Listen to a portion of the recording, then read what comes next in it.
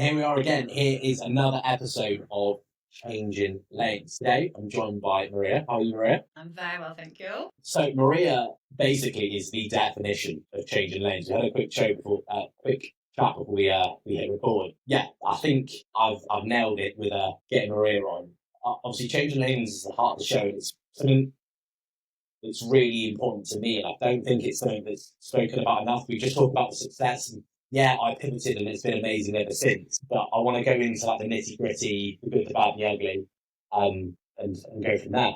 So, one big change of direction that you've done recently has been obviously moving away from like the typical kind of like coaching space in the fitness industry into content creation. How did that come about?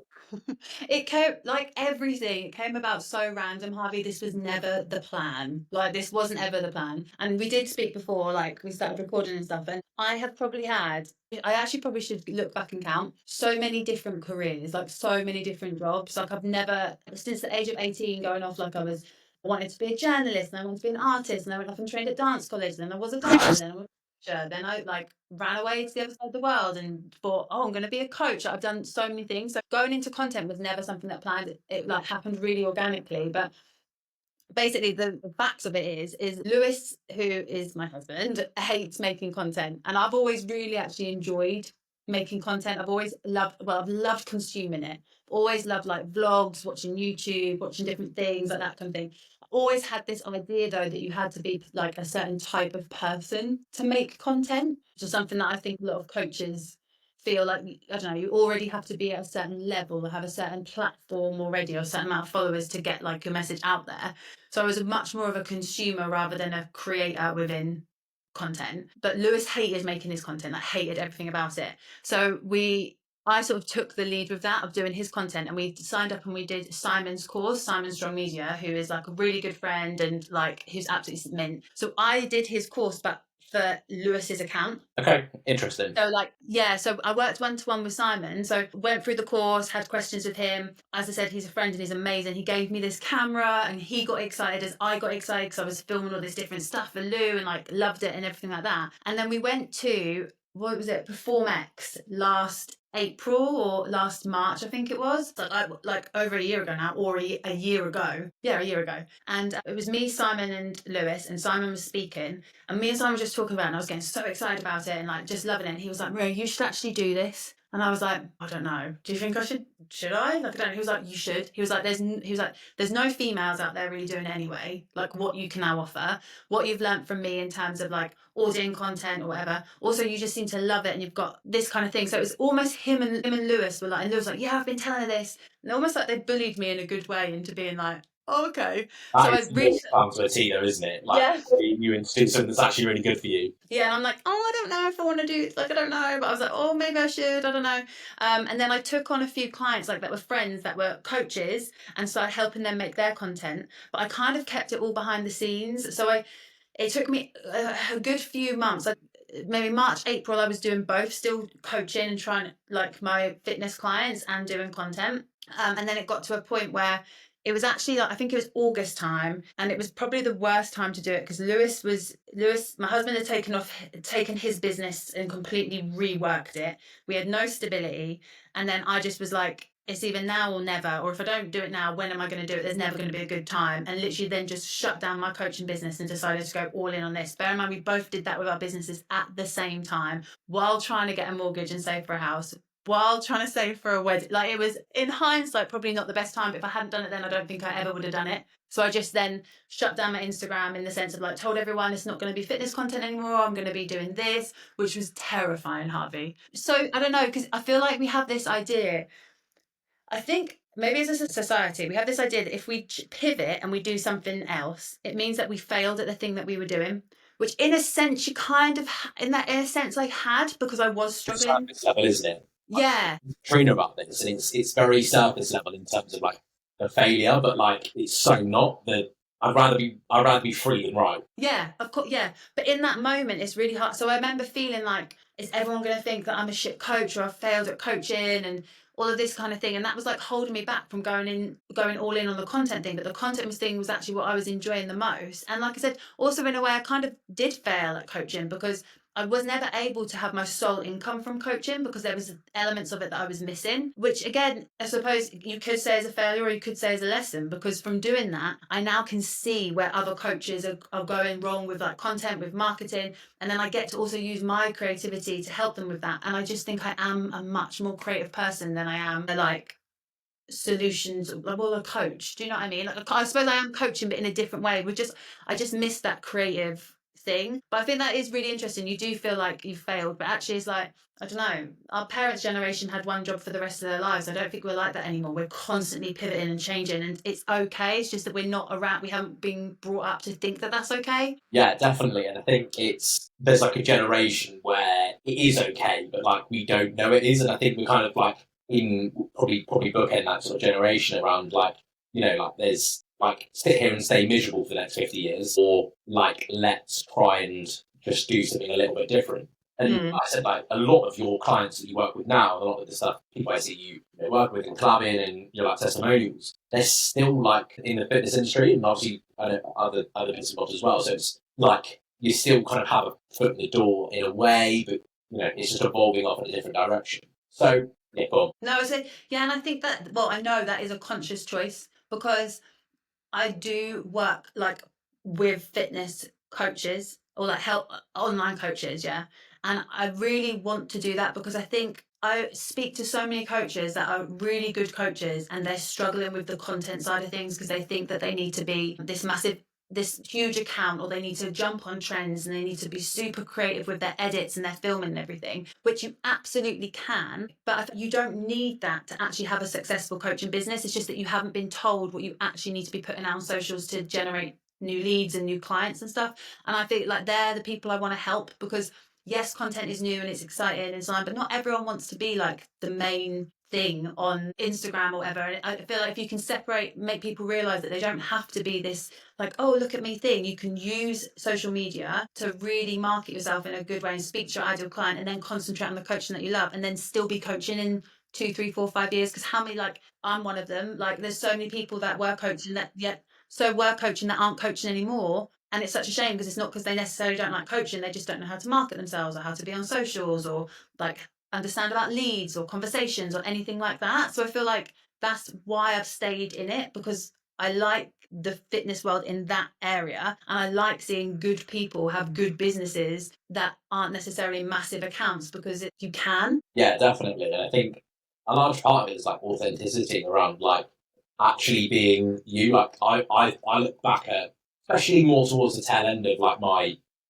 coaching career, let's say, and I look at the kind of content that I put out, and it was just so like he or she says I should do this. This is what everyone else is doing. And I'm like, it's so icky. I look back on it now, and I'm like, what was I thinking? And one thing that I can see it now, but it was just the whole thing was never really a great fit for me.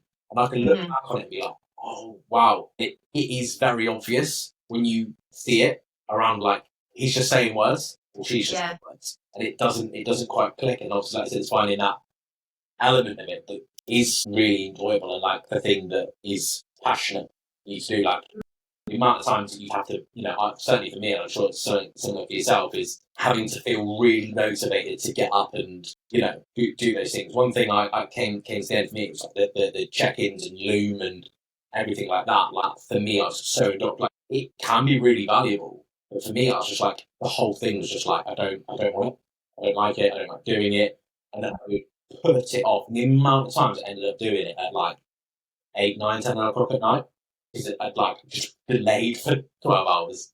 Yeah. I didn't want to do it like that. It felt icky and hard and just not, it didn't sit right. Like I had to be so like, yeah, I've really got to like drill myself in to do this thing. Like any more than, like sometimes you kind of got to like dig in and you don't feel great. I was like doing that every single week. I think it was me for the Monday and a Tuesday. Dreading the starts of the week. Amazing. So getting to that point where you made that decision. So obviously Simon and Lewis, your event, talking about it, really starting to float the idea. What was the thing for you that really kind of like pushed it over the edge? You're like, I'm doing this. I'm trying to remember. I remember the day because I remember putting up stories, but it wasn't even like I didn't. Well, first I didn't feel ready, so it wasn't like an epiphany of like, oh my gosh, I'm ready to do this now. I wasn't like, yeah, this is gonna be it. This is the perfect time. I think I literally just thought, oh, if I just don't do it, when am I gonna do it? Also, another thing that was really like I was struggling with was I wasn't pushing my coaching business forward because I wasn't taking on any new clients and I wasn't putting out any content or doing any marketing around that because I was behind the scenes editing and working with other people on content. But I couldn't get any other new content clients in the door because I wasn't advertising myself because I didn't have anywhere to advertise for it because I was still had this coaching page that I was like too embarrassed or didn't want to shut down or say whatever.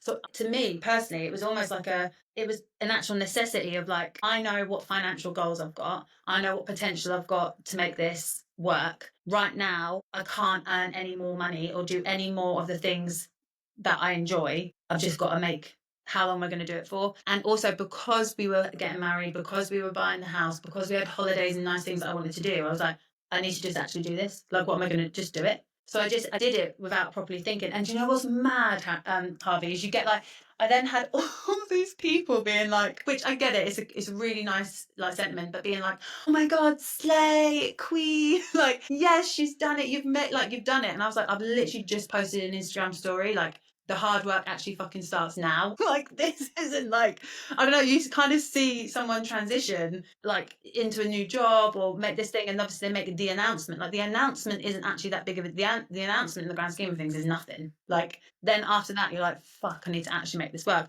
But because you've put out to the world that you're doing it, everyone just kind of sees the highlight reel and it's like, oh my God, yeah, like that kind of thing. And I remember the first, not so much now, I'd probably say this last like this year, so 2025, I've kind of been like, okay, yeah, I can see how it will come together. But from August until December, I was constantly like, what the fuck am I doing? I don't know, what am I doing? Like, do you know what I mean? Like, can I actually do this? Is this business going to work? Like, it was figuring out what I wanted to do, what offer I wanted. I had like these different offers, and then I would do like content plans for some people, and they wouldn't do the plan. And I was like, this is just wasting too much energy and time. This isn't what they need. Maybe I need to offer this package, and then I'd try that. But no, that's not what they need. Like, do you know what I mean? And also that thing of, I think everyone does this, like trying to make everyone happy. I wanted to work with so many people because I wanted to get the experience because I was like new to it. But at the same time, it's like recognizing what your skill set is, so who you would actually be more beneficial for. Does that make sense? So I'd have people like inquire that I would say like, if you love making the content yourself and you just need direction, like go and do Simon's course or go and do this. Like I would say to people, because I was like, I need this.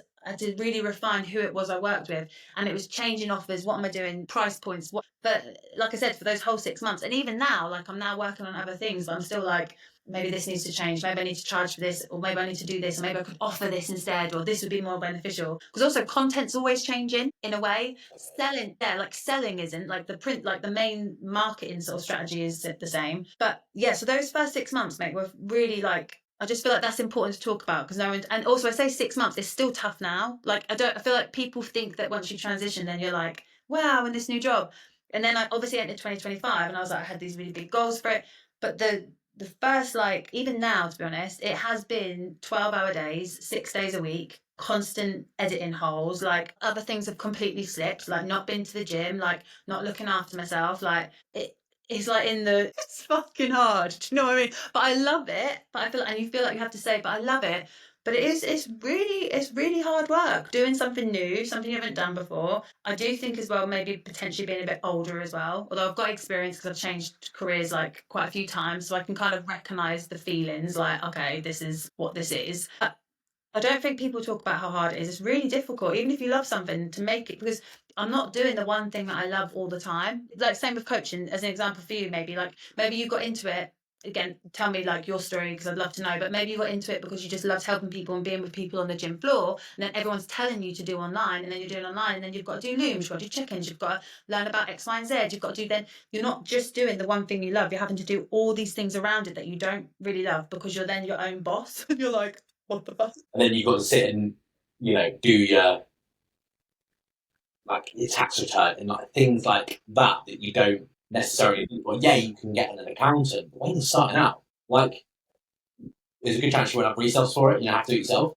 Yeah, Maybe I've been self-employed since I was like 20. So I've never been, apart from employment in bars and like whatever part time, everything else I've done has been freelance as a performer, whatever. I only got an accountant at the beginning of 2024. I'm 35 now, so I was 34. So like for years, I was just trying to dabble and do my own self-assessment. Literally on like the 27th of January every year, being like, oh God, with like a shoebox of receipts. Like, don't even know what I was doing. Like, no fucking clue. Yeah, no, amazing. Like it definitely like, and this is kind of like the reason that I want to get. There's different facets to it, but like one of the big things is like talking about the ugly side of it. Yeah, we see the Instagram and LinkedIn and all of that stuff where it's like, oh my god, like this is amazing, and yeah, it is. But actually getting like the day to day, like it's very easy to feel like there's something wrong with you because it's not the highlight reel all the time. It doesn't feel easy. Like sometimes there's a sense of it's a little bit. It feels a bit freer. Like now I've not got that looming over me, and for a while, like I didn't necessarily have my out lined up to be like pull the plug on everything and kind of notice and move as it did. Like I didn't have that, so I had to kind of sit in it for best part of 6 months, knowing that I'm like, I hate this, not gonna be like really struggling and like watch so many areas of like my life kind of like be impacted, relationships and the way I was and everything along those lines. Like it's like for me that was really, really challenging. I felt really alone in it. And I'm like, what am I doing wrong? Why does it feel so hard? And like there isn't the actual like let's get the bonnet up and look at like the nitty gritty, dirty, ugly bits that aren't spoken about because so that's kind of one of the reasons I was like, actually, like, let's get people on and talk about the shit bits from moving from like phases or lanes of life, as we'll say. Yeah. So for you, now that you're doing your content thing full time, again, are you kind of finding this sense of yeah, it's tricky, yeah, you are putting in the long days, but are you feeling like on a deeper level that you've kind of got this sense of like achievement? It's giving you a little bit more than say you would have done if you'd been doing the same, 12-hour days with coaching clients and stuff like that. I think I feel more fulfilled in a sense because I'm doing something creative and just for me, I've realised how I need to be creative in some area. Like I always have been. I always danced and then performed, always loved art, always did something. And I fell into coaching. Not fell, I chose to do it, but because I had like a history of like eating disorders and poor relationship with food. And I started following these accounts on Instagram that completely transformed how I thought about that. And it was amazing. And then because I'd changed my relationship with food and found the gym, I then wanted to help other people do it. So like it was a choice. But then I then was doing it for like a couple of years and I was obviously then kind of stopped dancing, stopped doing other stuff. And I didn't realize how I was missing having that creativity, that content that gave me until I literally like picked up a camera, which sounds cheesy as hell, but it really did. And I was like, actually, I am so much better at this. So I do feel like a sense of not achievement, but I feel more settled in doing this because I do feel like I'm better at this and I enjoy this more. But again, I'm literally starting from scratch again in the sense of like, I'm 35, it's a new career. There's so much to learn. I know where my strengths are and I know I'm good at certain aspects, but there's still people that have been doing this for years. Do you know what I mean? So I don't think I feel the freedom that you spoke of.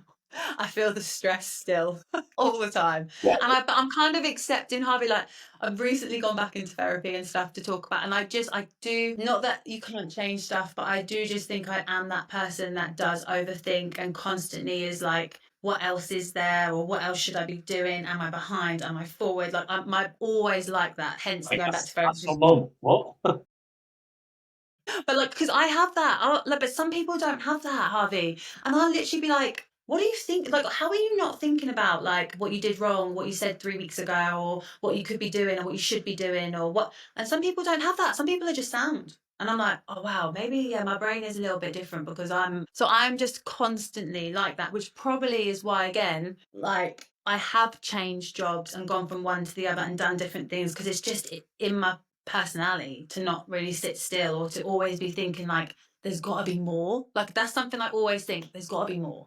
And I don't know if that's helpful or harmful. I don't know what it is, but it has, because I have thought that, I do think that way of thinking has allowed me to just jump ship and do different things, which maybe potentially someone that didn't think like that wouldn't do, because they might stay in a situation that they don't want to be in for fear. Whereas I'm just like, there's got to be more. Let's just like, do you know what I mean? Yeah.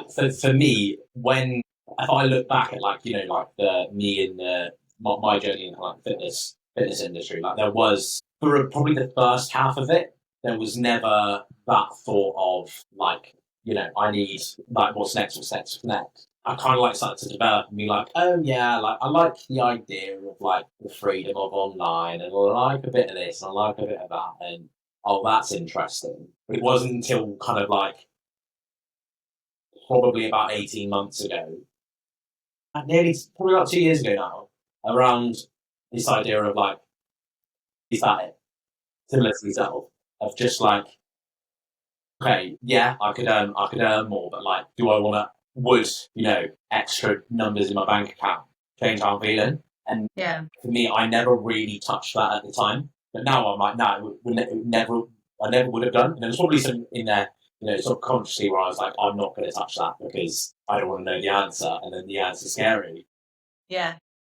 But, it took a couple of bits and bobs for me to be like, shit, okay, like this has kind of had its time. I look back and I really enjoyed it, and there was times where, I felt very fulfilled, and yeah, like probably about 2 years ago, at the point where I started to realize like, nah, there's like that spark has kind of gone for me in that aspect. I think that's not just for coaching, for any job though. Like I think it just happens. Like you can just run your course, or maybe go along with things because it's like what you think you should do. Like after uni, you should get this job and you should stay here and you should do that. And then it sort of takes that moment to be like, oh, I don't know if this is. Yeah, definitely.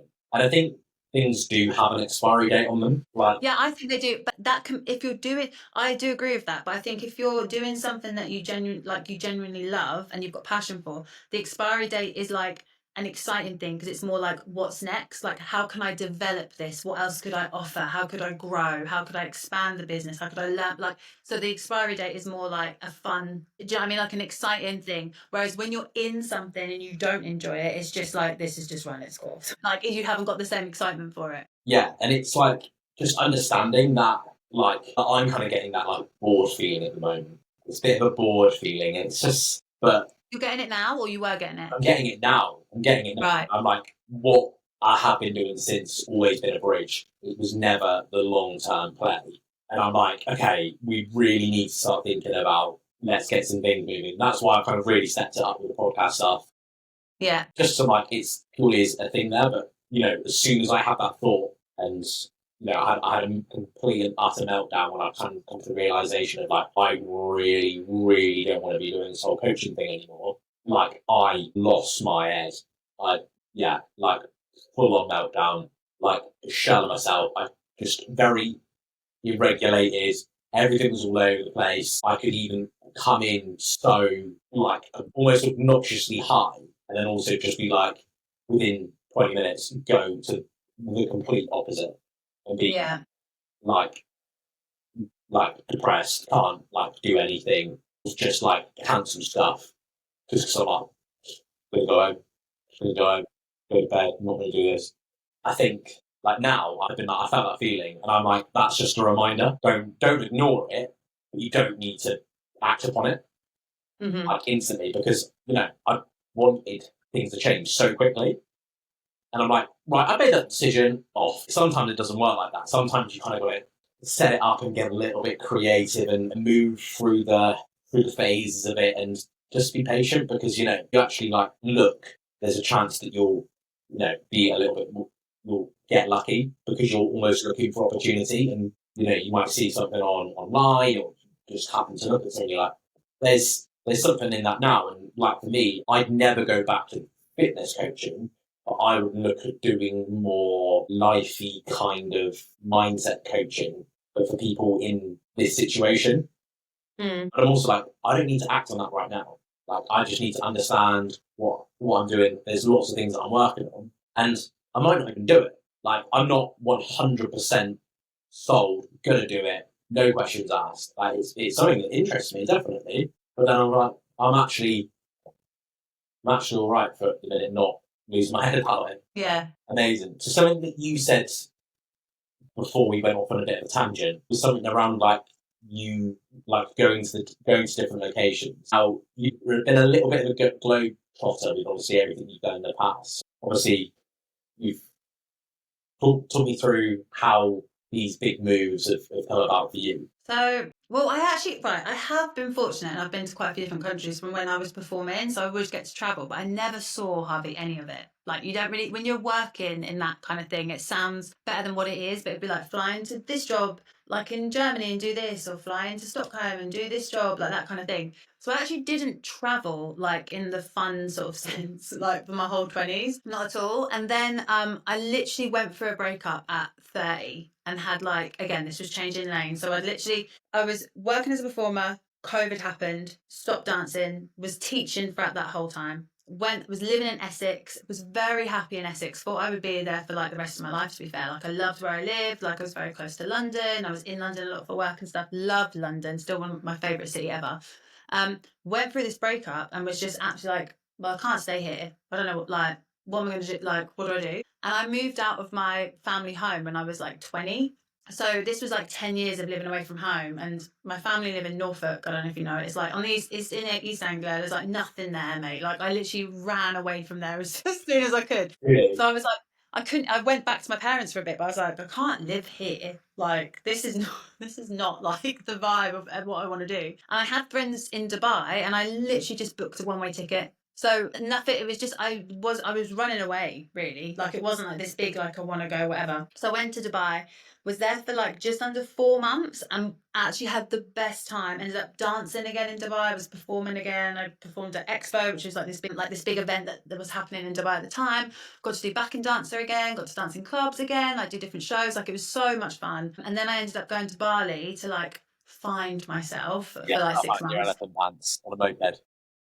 Mate, so I literally went there thinking it was going to be this thing, and it absolutely broke me. I don't think I'll ever probably go back to Bali again. Not because of Bali, but like, you know, that like it's proper cheesy, but the saying of like, wherever you go, like, you take yourself with you. So I literally went to Bali thinking I was going to like figure, I don't know what I thought, some cliche shit, like learn to surf and be in Uluwatu and like live my best life. But I got to Bali and was just like, okay, it's still me with the same problems, with the same thoughts running around in my head. But now I'm like 20 hours away from anyone that I know in a completely different culture to anything I've ever experienced ever. Do you know what I mean? So those 6 months in Bali was just me honestly just losing my mind a bit, like proper losing my mind. Um, and then I eventually came back, and then I met Lewis in Lisbon, and then literally picked up my life again and then moved to Manchester. So I've done it quite a lot where I've just moved around. And I think that's because I've never really felt like when I lived in Essex, that kind of felt like a home. That was the first time that felt like home to me since like being a kid. And then when that all changed and I found myself like single and didn't know what I was going to do, I didn't really have a home. Like I didn't really have a base. So it allowed me just to sort of go here, there, and anywhere. But yeah, my travel I have been, but I don't feel like my travels they're not that exciting, really, to be fair, mate. No, I definitely think like there takes an amount of like guts to up and move like halfway across. Yeah, no, and I met at the time, people were like, "Are you going to be okay? Are you sure you're okay?" I think my parents were like, "I don't think she should go," because I was a mess after the breakup, a mess. Like, yeah, honestly, you wouldn't, because you've met me now. Does that make sense? Like how I am now. So I feel like if you'd seen me then, you probably wouldn't have recognized. Like really heartbroken, my first proper heartbreak. Which, to be fair, to make it to 30 years old without any real significant heartbreak is like quite a lot. But I feel like that is probably why it hit me the hardest, because for 30 years I had this really naive idea of what people were like and what they could do, and do you know what I mean, that kind of thing. So then I was literally like, oh my fucking god. So I don't think it was like brave or me trying to be anything. It was more me just running away, and I wanted to get as far away from my life and him and everything as fucking possible. And Dubai was like the furthest place I had where I knew some people that I would have some safety, that I was like, just fucking get on the plane and go. Get on the plane and go. Yeah, like there's been the amount of times where I'm like, fuck this, we're moving to Dubai, like packing back, Yeah. and Australia. Like, and I think for some people, like, you almost need to get that like knee jerk out of your system sometimes. Yeah. Slightly different, but some of the ideas that were going through my head when, my previous relationship broke down, of well, I could live here and I could live there, and I'm just going to move to the other end of the country. Again, not quite as just send it to Bali or anything like that, but it's certainly just oh my god, there is something good about actually I can go back to the drawing board and remap things out. But like I said, Yeah. you don't And I necessarily think feel at the time. It's very emotionally led. yeah, but I think that was, I kind of was aware of that. I had a lot of anger in me that I hadn't done certain things when I was like in my 20s. So I felt like quite a lot of resentment that I was like, oh my gosh, the things I had said no to, like opportunities I said no to, or, do you know what I mean? Just things I didn't do because I was in this relationship and I can't sort of like settle down, quote unquote. Do you know what I mean? And it didn't work. But I was like, do you know what? Fucking get out, like get out of England. And I think that is again, the UK was the second. I know the stats for millionaires. It's the second most millionaire departures in 2024. UK was second after China. Now I know that's millionaires. I'm not saying that we're all sat here with a couple of million in the bank, but the fact that a lot of people are exploring the idea of moving abroad, whether that's Europe, America, Dubai, Saudi, Bali, Australia. I see so many people do it, and I think for some people, it's genuinely probably one of the best things that they could do. It's something that it's something that we think about, float the idea of around actually, what would be what's the potential of that, and that's one of the reasons I wanted to talk to you about. Because I've got a real admiration for Helen High Water, the reason he did it, actually going out there and be like, yeah, I'm going to move to the other side of the world, and what are you going to do about it? I think I just had I had no plan. I think that was the first experience in my life when I realized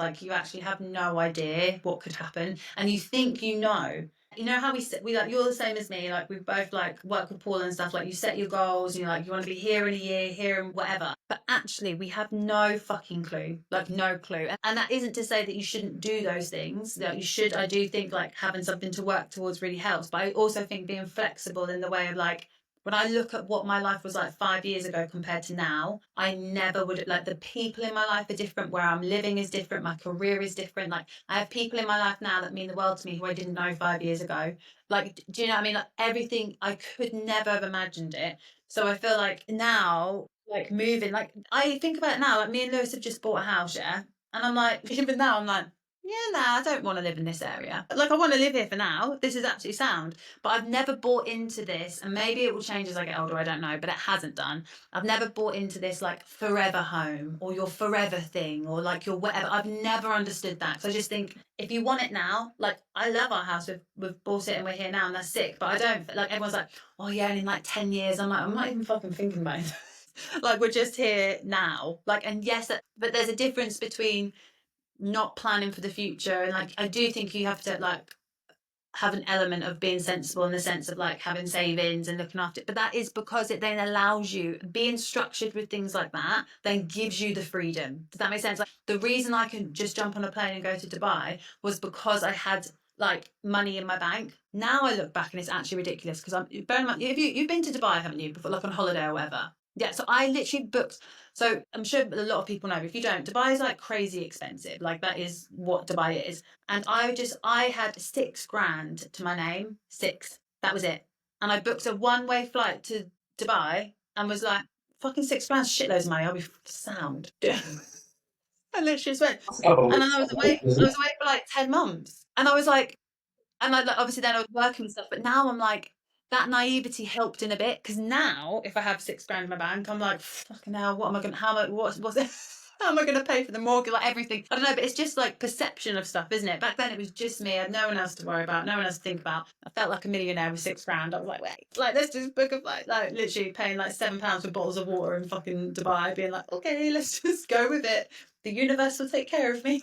Clubs every day. Yeah. No, I look back at, similar to yourself, look back, 5 years ago, obviously now kind of in lockdown time. And yeah, I love the fact that so much is different.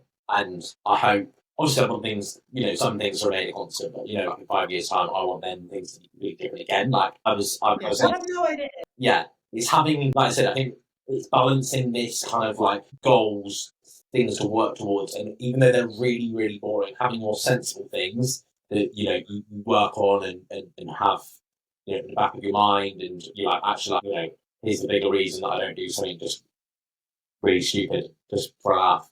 On that side of it, you have that also like the kind of like ability to like have that like looseness to it as well. And Yeah. like, for us, that's something we talk about is like, like what could life look like abroad? I mean, I reckon you should just do it because you can just come home. No, and that's the thing that That's what I always think. If we didn't have Rogue, our dog, we wouldn't be here, I don't think. And you can always, and this is so just off what we were talking about earlier with the failure thing, about changing thing. That's what I also think what stops people doing things because they think like if you decide that if you decided you were going to go to Australia, like if you come home in a year, that's not a failure. You went and experienced it for a year. Whereas I do think some people make this huge thing like about if I go, like, what's it going to be? I'm going to be there. I don't know. And then it's like the fear of then coming back and not being here anymore. Like, you literally could just go and just do like, it's like if you could just go for 6 months and like Airbnb in Europe and just see if you like it, and then just, or not even to see if you like it, just to do it. Sometimes we don't do stuff just to do it. definitely like. But I think back to it like a bit longer than the 5 years ago, but I for a very brief period of time, I was at uni in Manchester. Like, I love Manchester. Any kind of like half opportunity to come up or like extend a visit, like I'm all there for it. But like for me, I'd kind of like really given it the big one of like I'm going off to uni in Manchester and I'm never coming back and I'm not coming back to this job. Blah blah blah blah. Blah. Like, it was like leisure centre at the time, so I was like 0 hours contract. I'll be back in I'm back at Christmas, I'm back at Easter, blah blah blah blah blah, that whole thing. You here over the summer, and within 8 weeks, like I completely U-turned.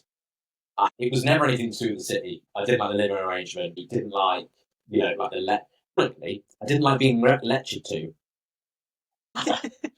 So like that really never added up, and I didn't enjoy the style of learning. There was a lot around like just lots of stuff I didn't want to do, and I then asked myself one day, of just like I was doing human resource management, right? I said I just want to be a I don't even know what that is, Harvey. I actually legit don't even know what that is. So like human resources, HR.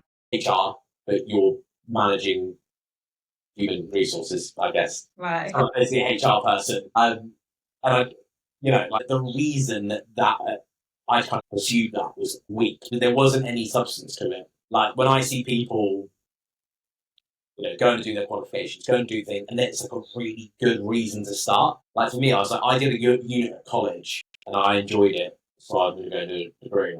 And I'm like, that was such a. I look back now, I'm like, it was such a flimsy kind of like, oh, yeah, that'll do. It never added up. And I remember like, people like giving me like a really weird look, like telling them what I was doing. Yeah. I look back now and I'm like, that should have been a sign, my friends, that don't go and do that. And I went and tried to explore like different aspects while I was there, and it never worked out. But I like very much came back head, head down and tail between my legs, and had to sort of like come back and grovel a bit as well. You've got any hours going over the next few weeks, and I really kind of sensed it. But like that, for me, there was so much fear around that.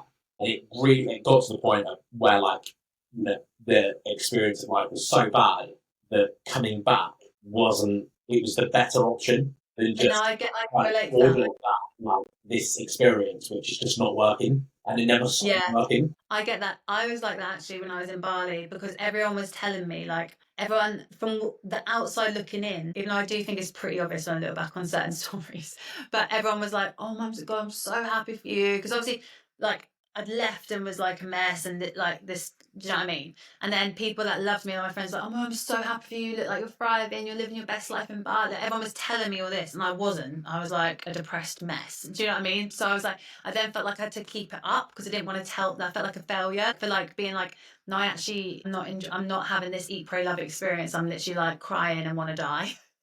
This is not like the situation. So when I then finally came back after 6 months, it was like I felt like that. I was like, I didn't want to come. I knew I'd come back, and everyone would be like, "Oh fuck, she's still really messed up, or she's in a worse position." But I was like, I needed the pain of being there on my own was like too much. So I was like, no, I actually do have to just go back to the UK and figure out what the fuck I'm doing with my life because this is too much. I think it's very similar experiences there, but yours was a lot further away from home. Yeah. Well, I thought that 4 hour drive down back to the southwest was bad, but 20 hours on a flight, yeah, not fun. Amazing. So, is there anything, you know, hypothetically, someone's listening to the pod and they're at this crossroads, they're thinking about making a change, they're thinking, oh, I'm not sure. There's a lot of feelings of like doubt, apprehension. What would, if you could give like one very like straight to the bone bit of advice to someone who's in that, whether that's the relationship, career, living situation, thinking of just absolutely upping sticks and going and living in the jungle in Bali, what would you say to them? Just one. I think, like, because it sounds so obvious, and I know it's not easy, but I just think you've just got to do it because no one actually cares about whatever it is you're thinking about as much as you do. Yeah. However much fear you've got around people being like, oh my God, he or she did that, they'll forget about it in a couple of days because they don't care. Do you know what I mean? And if you go off and do something, you can always go back to where you were. Does that make sense? At least you'll know. If it doesn't work, that's fine, but you tried it and you'll know that it didn't work and then you'll do something else. And I just think that's the better thing to know rather than like the what ifs. And it's just sometimes you just have to give yourself a bit of a shake because it's like, what is the worst that could happen? Yeah, some bad stuff can happen. Yeah. But if you're not dead, there'll be a way to like work yourself back up to it. So if it's like changing careers, changing a job, like as an example, the going from coaching to content, no one cared about that as much as I did. No one cared at all. Do you know what I mean? I made that a thing, and by me making that a thing, I held myself back. So I think whatever like you're thinking of about what he or she or whatever says, they're not. You just need to do it. And I'm not saying it's easy. And also be completely accepting or try and get your head around the fact that you can make that decision, you can do it, but just because you've made the decision doesn't mean you're then going to be okay with it. You can make the decision and then still have like 6 months, a year, 2 years of being like, what the fuck am I doing? Like, what am I doing? But that is also, I mean, I know I'm not old, but I feel like I am getting older. 35 has hit me hard. And I feel like that I'm just realizing that is actually life. And when people say, I don't think everyone is winging it, I think that's a bit of an excuse, being like, everyone's just winging it. Because, like what we said earlier, like, you do need to have a bit of a plan. Like, stuff like I lived the whole of my 20s with no savings, no plan, no nothing, yeah? Being like, yeah, this is so free and great. Okay, it was, but the freedom I've got now and the opportunities available to me now because I changed that and worked hard and have put money in the bank and put myself in rooms with people, that is actually is freedom. Does that make sense? So that, like I said, that structure gives you that freedom to do stuff. So, but be relaxed in like you can change it, you can go back, you can do it. Like you just have to just do it and be okay with it being hard. Be okay with life. I think is always you're going to be like, did I do the right thing? And you're not weird for thinking that. That's the thing. I think that is just life. Just everyone's kind of portraying that everything's really easy, and life is actually really fucking hard. It actually is really fucking hard. Even if you love what you're doing, even if you've got good people in your life, even if you're what everyone else thinks is on the up, it's still life is really hard. But that doesn't mean it's bad. I feel like that was a really negative ending. It's not bad, but it's just like I think that helps me. I wish someone had said to me, because so for so many, like I said, back to therapy. I have in the past been on antidepressants. I have like had like a lot of like even from I suppose from eating disorders through to other things, which are all mental illness in a way. Like eating disorders, that is is what they are, and then it sort of came out in other ways of mental illness or whatever. But like if someone had actually said like, no, actually what you're feeling is okay because life is actually really shit sometimes, I think I would have been like, okay, maybe I'm not crazy. Maybe everyone else doesn't find this easy and it's just me. Does that make sense? Yeah. So when I say that, it's not because I want to like shit on people and be like life shit, because life can also be fucking fantastic. But it's okay that you haven't got it figured out. It's okay that you've never through it. Like you have to have the duality of like these absolute like highs that you never, whether it's achievement or like a relationship or whatever, like you've got to have that high, but that goes hand in hand with the lows, like to know what it feels like. And I think there is something to be said of like a day to day, like trying to shrink that a little bit and just kind of like pod through and get towards what you're working towards. But also, like, unfortunately, you are wired to have the absolute highs and the absolute lows. Like, if you can identify a really shit time in your life, but then there's like, if you look hard enough, you will be able to find the high and the positive, and like they go hand in hand, which is really unfortunate sometimes. Yeah. That's the way it is. Yeah, amazing.